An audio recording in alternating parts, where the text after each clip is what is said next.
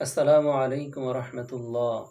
আমরা বাংলাদেশে ইসলামী যত দল আছে প্রত্যেকটা দলের উচ্চ পর্যায়ে নেতা যারা আছেন তাদের থেকে বরাবরের মতোই কিছুদিন পর পরই ঐক্যবদ্ধের ডাক আমরা শুনি, কিন্তু ঐক্যবদ্ধ হতে আমরা দেখি না।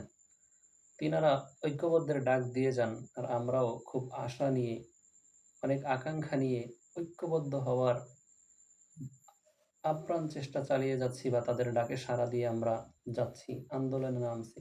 কিন্তু দুর্ভাগ্য কি জানেন, বছরের পর বছর চলে যাচ্ছে, যুগের পর যুগ, ঐক্যবদ্ধ এখনো কেউ হতে পারে নাই। ঐক্যবদ্ধের ডাক দিতে দিতে অনেক অভিজ্ঞতা সম্পন্ন আলেম এই দুনিয়া থেকে বিদায় নিয়েছেন, কিন্তু আজও আমরা আলেমরা ঐক্যবদ্ধ হতে পারি নাই। জানি না কখন ঐক্যবদ্ধ হতে পারবো কিনা।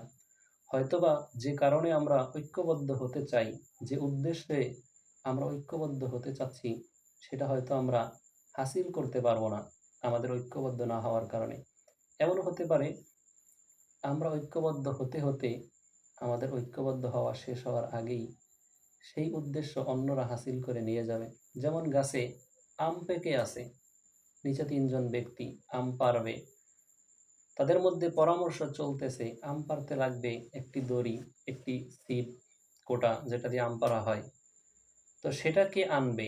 এই পরামর্শ শেষ হতে হতে গাছের সেই পাকা আম পাখিতে খেয়ে ফেলছে।